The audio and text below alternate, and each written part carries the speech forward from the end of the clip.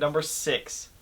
I like to throw in a good odd choice. Good. Get that curveball. When was the last time you thought about Meet the Robinsons?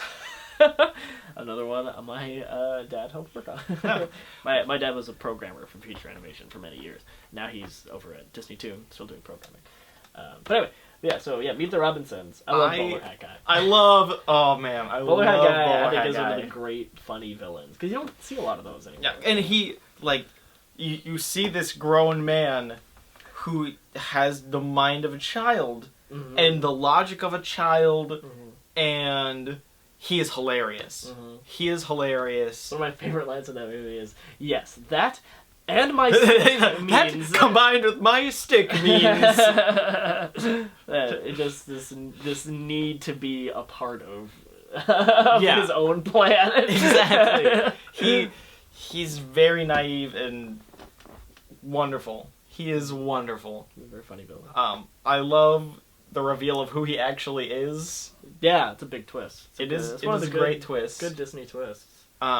See, Disney was doing villain twists before the Renaissance. They were. And I like Lewis. He's really, I watched it this morning. Watching it again, I feel like he kind of gives up a little easily once, after his brain scanner fails in the science fair, he just is I suck, and he's really bummed out, he's really self-deprecating for a lot of the movie, and it's kind of like, Lewis, you're a friggin' genius, suck it up. But I love... That's a good lesson, because I can identify with that. I think a lot of other people can identify with that as well. It's this sort of thing where it's here's a character who clearly has, a lot of, potential. A lot of potential. A lot of talent and potential, and they're not good enough for themselves, and they're being too hard on themselves. I think that's something a lot of people can relate to. You need to keep moving forward. Just a good... It is a really good lesson. Nice little tagline, for the movie. I like that. You need to move on, and it works. It works for Lewis. It works for Bowler Hat Guy. It's just sometimes you need to move on and get over it. I really like Wilbur Robinson. He's funny. I can't take you seriously in that hat.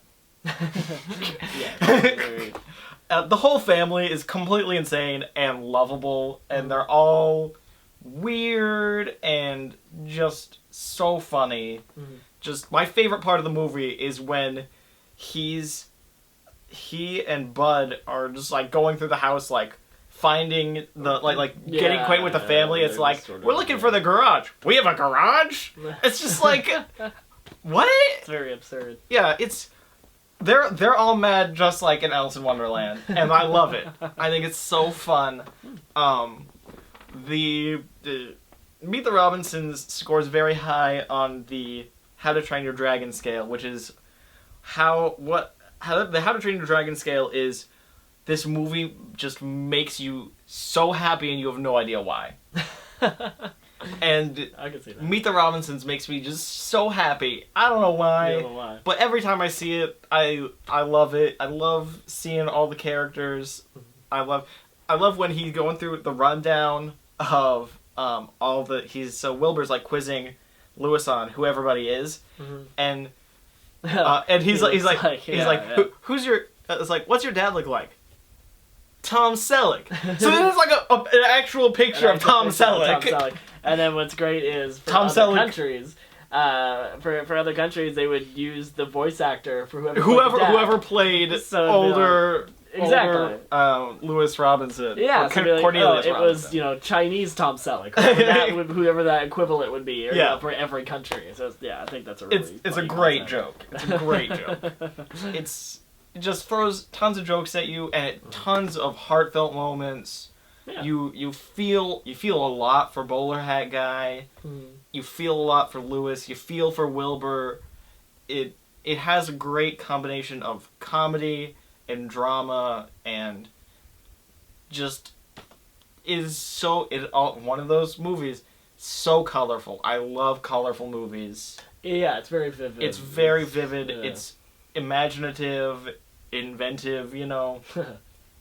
It's a ton of fun. It's like, it's the future. We have this Groa building. And just like, oh, hey, there's a building there now.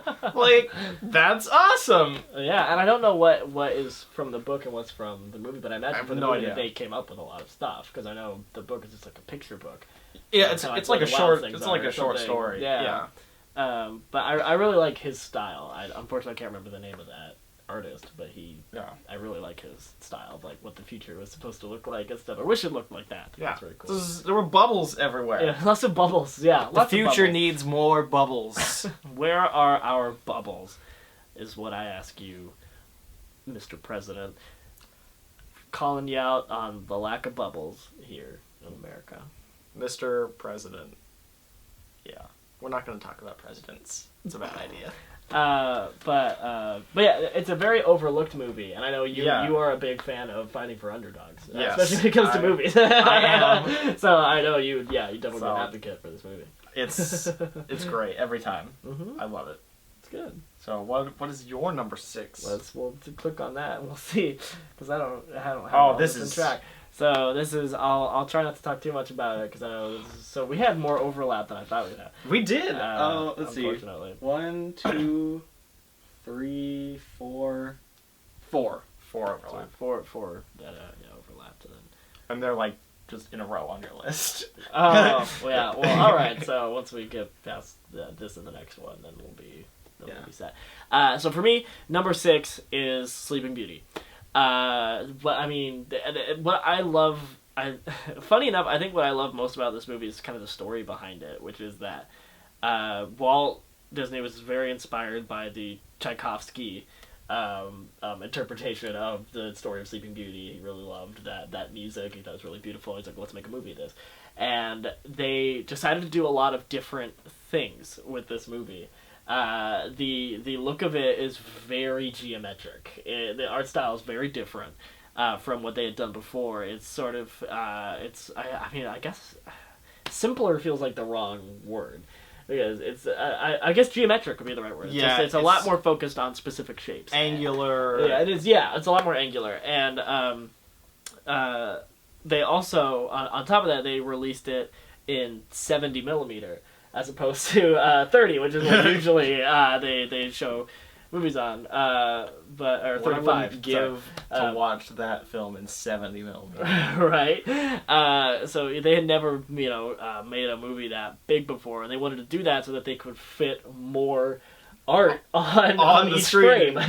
So each frame has way more art than any other Disney movie, and it absolutely pays off for the gorgeous look of it. Did not pay off at the time. No, that's what I was kind of leading up to. Is that it was a huge bomb. It did terribly in the box office, and it had followed Alice in Wonderland, which also did terrible. So they had these two huge bombs kind of happen at the same time, and Disney was in real trouble of going down. And then Cinderella came in and saved the day. Why?